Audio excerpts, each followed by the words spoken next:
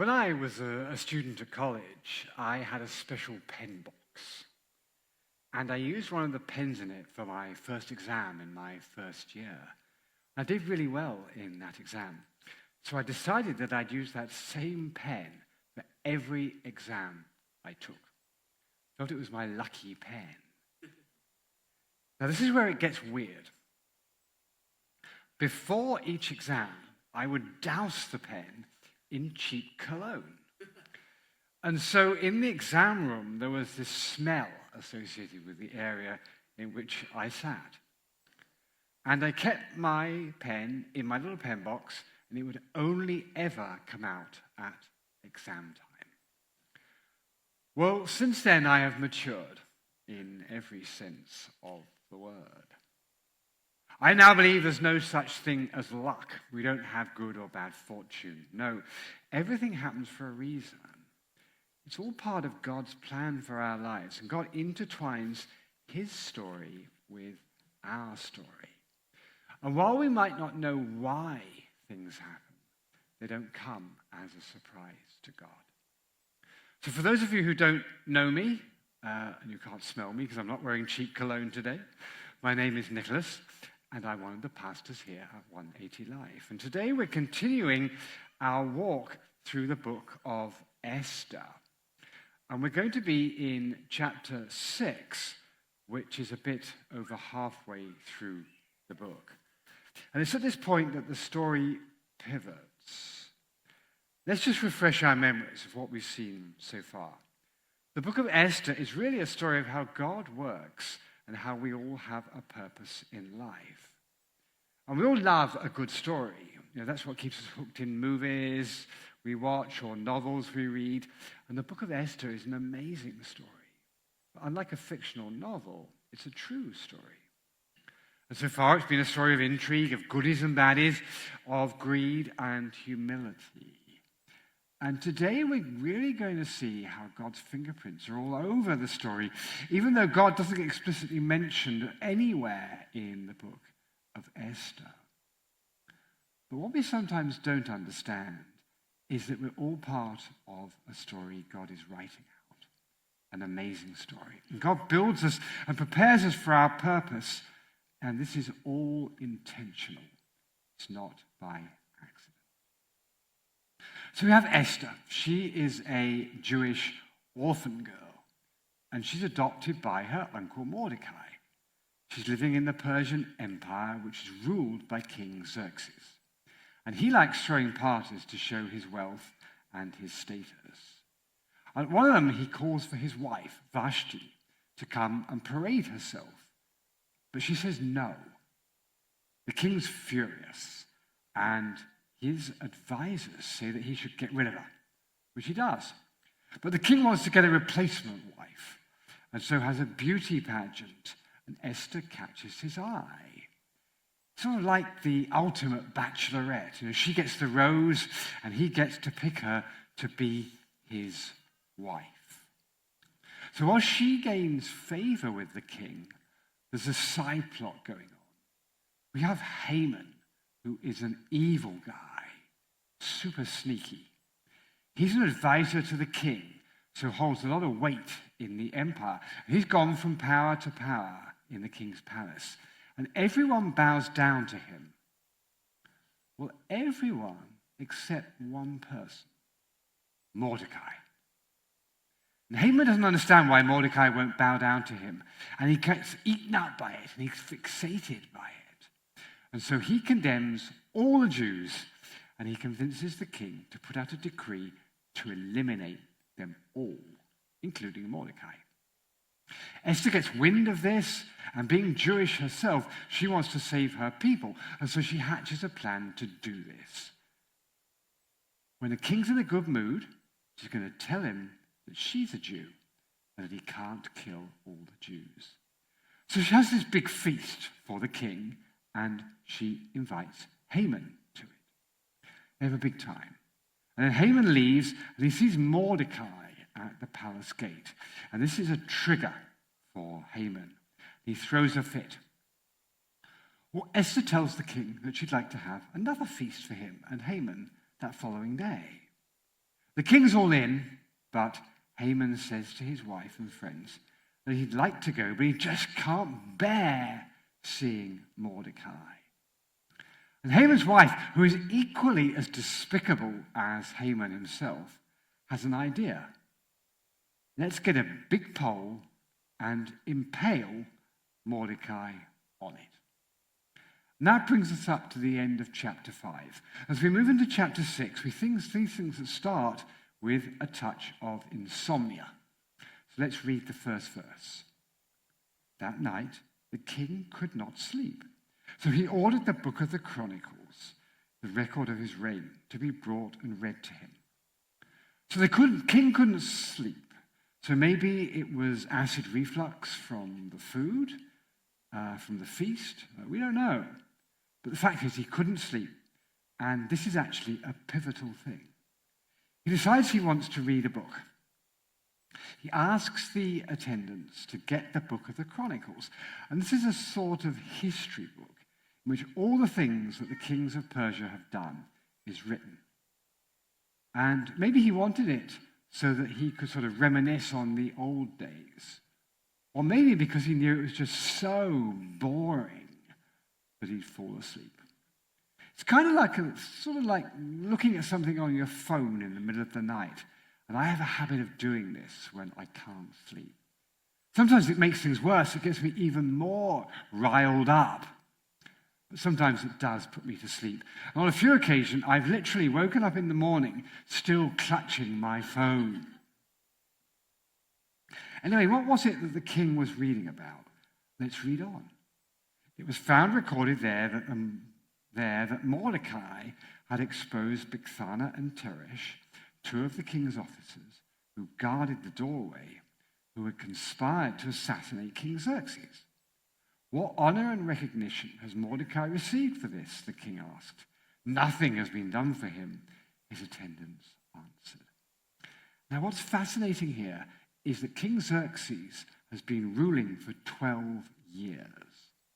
His attendants could have picked any one of the many volumes of Chronicles, and within that volume, the king could have read any story. But the one he read was about how Mordecai had foiled an assassination plot. And Xerxes sort of remembered it, but didn't know if Mordecai had been honored and recognized for what he did. And the attendants said that they hadn't done anything for him. So I imagine this left the king upset. Mordecai had saved his life, but this wasn't probably acknowledged. So the king thinks, I've dropped the ball. So what does he decide to do? Well, let's read on. The king said, "Who is it? Who is in the court?" Now Haman had just entered the outer court of the palace to speak to the king about impaling Mordecai on the pole he had set up for him. His attendants answered, "Haman is standing in the court." "Bring him in," the king ordered. So it's the next day, and there's someone in the palace court. It's Mr. Despicable himself, Haman. Haman wanted to tell the king all about his plan to impale Mordecai on a pole. But before he can start talking about this, the king poses a question. Verse 6 says, when Haman entered, the king asked him, "What should be done for the man the king delights to honor?" Now, the king doesn't actually say the name of this man, but we know it to be Mordecai. But of course, egocentric Haman doesn't think that. He has another idea. Let's read on. Now, Haman thought to himself, "Who is there that the king would rather honor than me?" So he answered the king, "For the man the king delights to honor, have them bring a royal robe the king has worn, and a horse the king has ridden, one with a royal crest placed on its head. Then let the robe and the horse be entrusted to one of the king's most noble princes. Let them robe the man the king delights to honor, and lead him on the horse through the city streets, proclaiming before him, 'This is what I have done for the man the king delights to honor. So Haman thinks it's him that the king is talking about. And he comes up with something that he thought would be celebratory and would pump up his own ego even more. Like, give him a royal robe, give him a horse, and give him a crown. So it's kind of like give him designer clothes, pimp his ride, and give him some bling. And then let's have him parade along the streets, with the stereo pumping, The man in a preppy cardigan says this, right? Now, the king likes this plan, but then comes the gut punch to Haman. The king says in verse 10, "Go at once," the king commanded Haman. "Get the robe and the horse and do just as you have suggested for Mordecai the Jew, who sits at the king's gate. Do not neglect anything you've mentioned or recommended." Now, Haman wasn't expecting this, and it must have hit him hard. So, what does he say and what does he do? Let's read on. So Haman got the robe and the horse. He robed Mordecai and led him on horseback through the city streets, proclaiming before him, "This is what is done for the man that the king delights to honor." Afterwards, Mordecai returned to the king's gate. But Haman rushed home with his head covered in grief and told Zeresh, his wife, and all his friends everything that had happened to him. His advisors and his wife Zeresh said to him, "Since Mordecai, before whom your downfall has started, is of Jewish origin, you cannot stand against him. You will surely come to ruin." While they were still talking with him, the king's eunuchs arrived, hurried Haman away to the banquet Esther had prepared. So Haman is compelled to do what the king had suggested. And he must have felt so narked that he had to honor Mordecai. He must have hated every minute of it and done it through gritted teeth. Then he goes home and unloads on his wife and friends. And they're not much help. They basically say that he's stuffed. He can't go for that Mordecai kebab anymore. If the king honors Mordecai so much, Haman can't go impaling him on a pole. So Haman's hideous plan is foiled.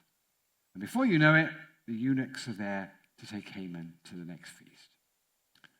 So what happens next? Well, we'll have to wait till next week to find out as we go to chapter 7.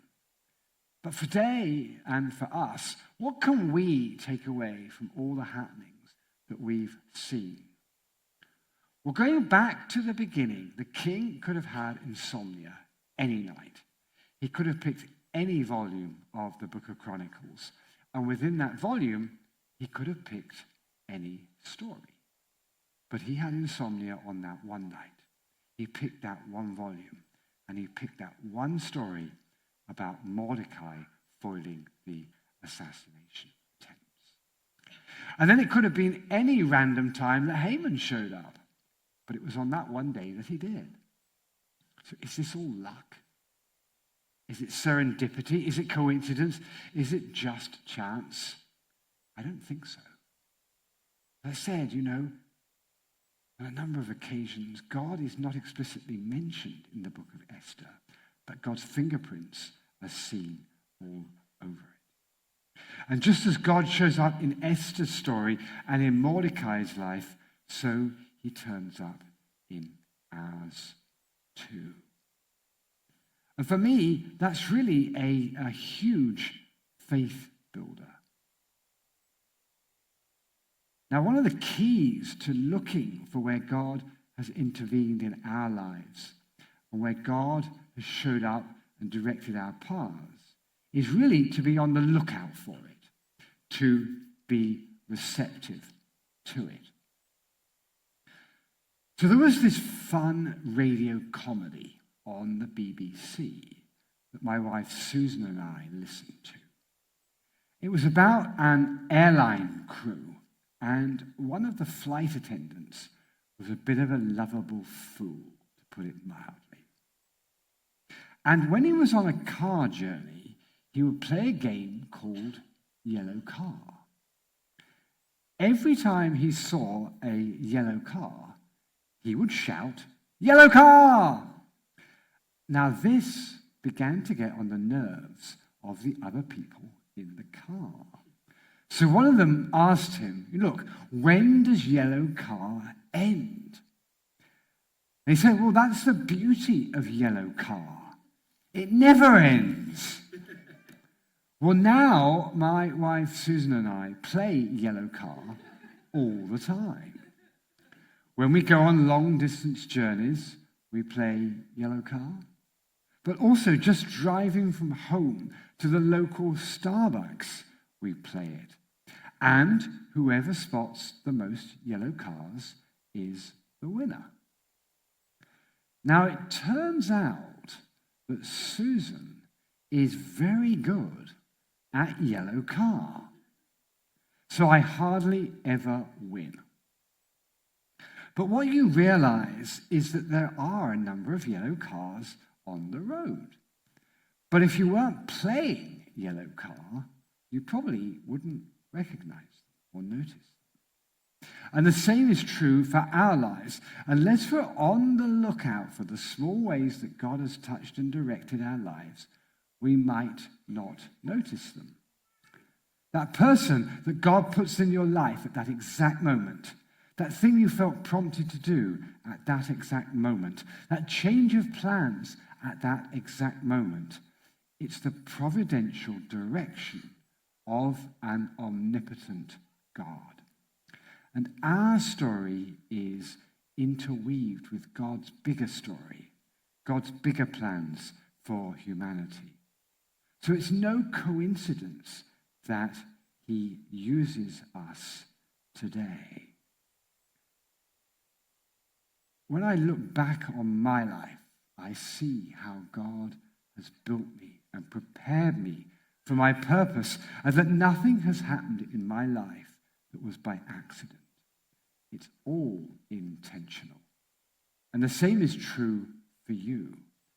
And like yellow car, the beauty of it is that it never ends. God will touch our lives for as long as we're on this earth, building us, encouraging us, directing us, guiding us. And we can see it if we look for it. So with that in mind, let's look at today's story from two perspectives. First, let's look from the perspective of Mordecai. So Mordecai had foiled this assassination attempt some years back, but he never got credit for it. And if you were him, you might well find yourself thinking, do you really care, God? I did this good work. I saved this pagan king, and he didn't even acknowledge it. And now it's got worse, because I've got this guy Haman after me, trying to kill me. And I thought that my good works would be recognized and celebrated. But I was forgotten, and now I'm being hunted. So Mordecai could have been upset with God that he wasn't rewarded for saving the king's life. But instead, he humbly kept serving, knowing that recognition may never come. This is contrary to the world's narrative. It's contrary to what we feel we deserve. The world says that recognition will bring you fulfillment, that it will bring you the happiness that you long for. But it won't. And Mordecai understood there was something bigger happening. That God was moving in his life, even in these small ways. And the reality for us is that God's good is better than anything we could ever fathom ourselves. But sometimes we just don't understand what God's doing. We want to see ahead of the story. We want to see the full picture, the beginning, the middle, and the end. Then we'll worship. Then we'll trust.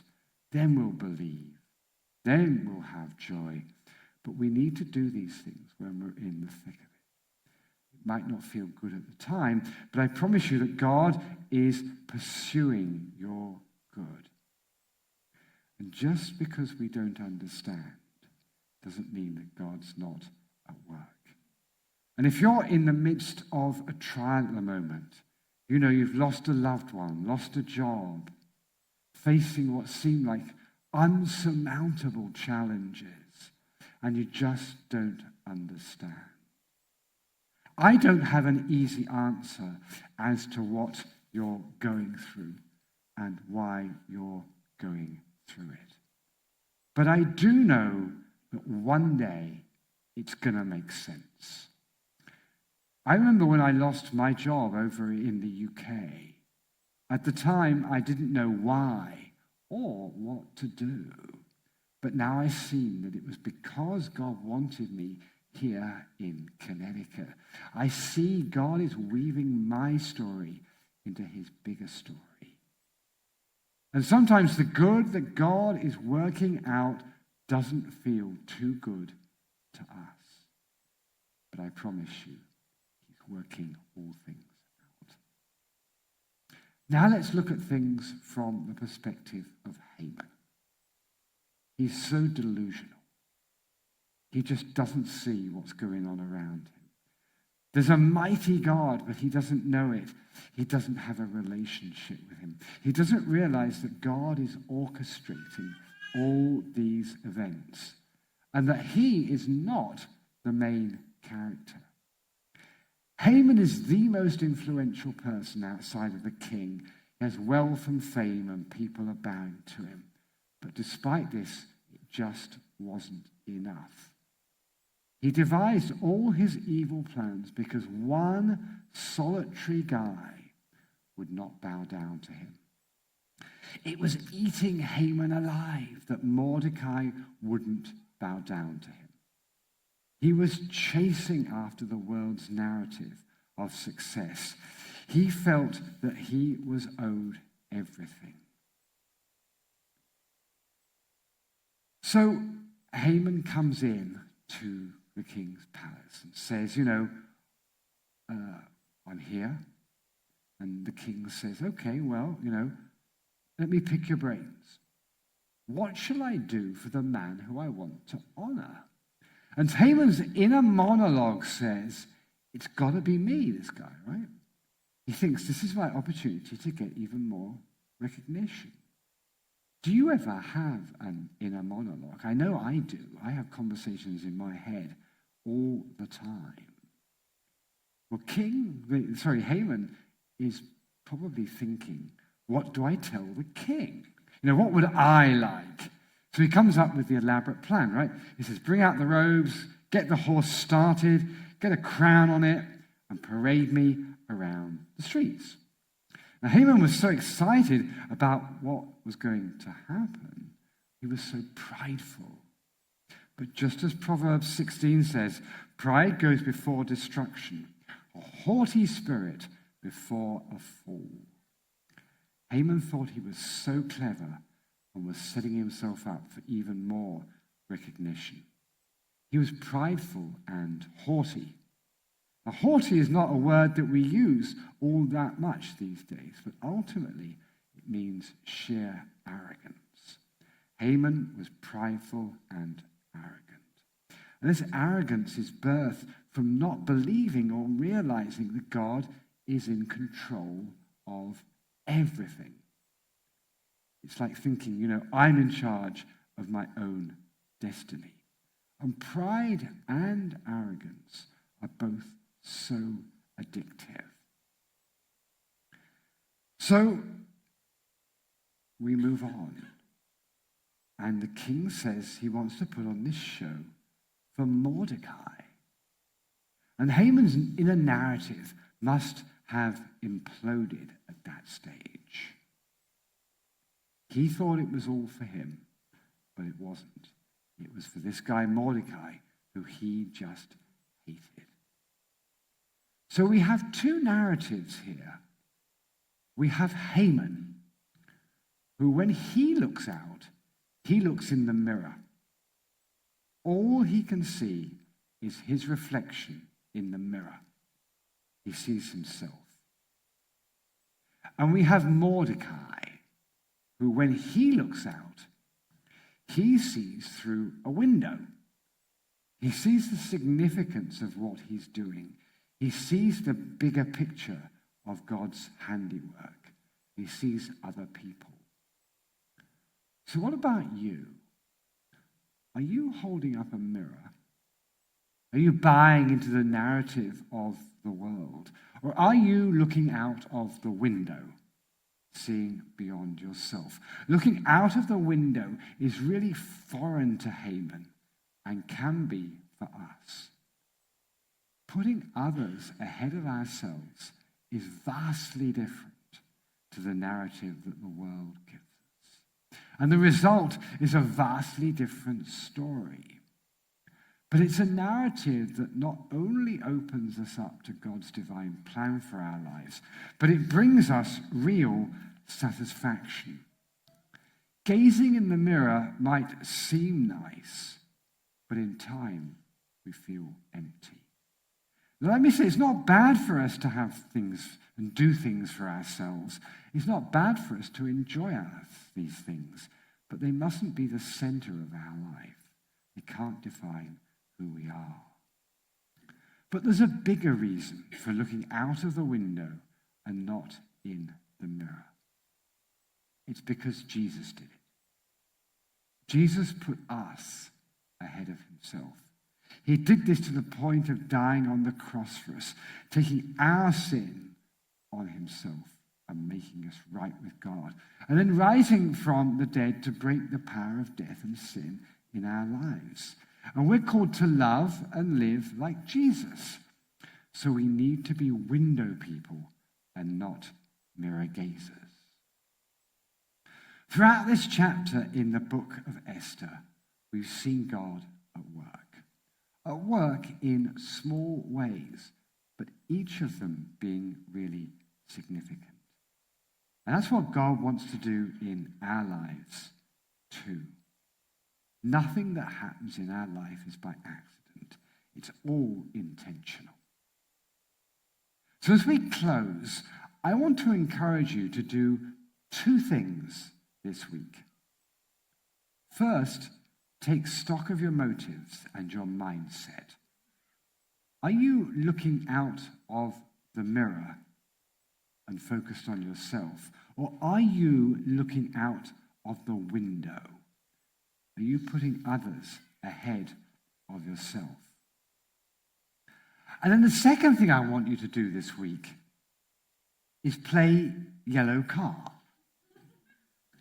And I don't want you to go out and count the number of yellow cars you see, although the number might actually surprise you. What I mean is to take a few minutes each day to reflect on how God has weaved your story into his bigger story. What God has done in your life that at first glance seems like luck or coincidence or chance, but when you reflect on it, you see it was God's providential hand touching your life. Every day this week, I encourage you to be on the lookout for where God is at work in your life. Don't just go through with tunnel vision. Be on the lookout for God's hands. And I promise that you'll see it. And when you do, if you get a moment, do let me know. You can email me at nicholas@180lifechurch.org, because I want to be there to celebrate with you and to encourage you. So as we go from here, let me address two groups of people. Firstly, if you know Jesus and your story has been redeemed, but perhaps you've put God in a sort of footnote to your story, you're not seeing how your story is intertwined with God's story. I encourage you to look for God in the everyday. Make sure you have God in the center of your narrative where he belongs. And Jesus says, I love being a part of your story, and my Father has been narrating as we go. You're going to have ups, you're going to have downs, but I am the constant light that's shown you the way through all of this, and I'm here. And then for those of you who don't have a relationship with Jesus, the first thing I want to say is that I'm incredibly grateful you've come here today. It's brave and courageous. And I want to tell you, just like God is in the details of the story that we looked at today, he's in the story, in the details of your life story too. I truly believe you are not here today by accident. I think you're here for a reason. And that reason is so that you too can have your story changed forever through Jesus. I want to encourage you to take the step to transform your story. You know, we all buy into the narrative of the world. But deep down, we're not satisfied. And I want to encourage you to change your narrative to the new story, the story of Jesus. Jesus came to earth, fully man, fully God. He lived a perfect life and became the perfect sacrifice for you and for me. He died on a cross for our wrongdoing. But the cross, his death, and the tomb they put him in could not hold him, because 3 days later, he rose again. All the promises of God came true. Your story can change forever today by committing yourself to Jesus. He's going to give you joy beyond joy you've ever experienced. And if you want to take that step, I want to encourage you to say these simple words in your heart. Jesus, I want to change my story today. I want to accept you into my life. Forgive me of the things that I have done wrong for the worldly narrative I've been living. I want my narrative to change so that I'm in your bigger story. And today I put my life in your hands. Guide me, direct me, show me the love that you have. And I pray this in the name of Jesus. So for all of us, let's go from here knowing that God is in the details. Let's be people that look out of the window and not gaze in the mirror.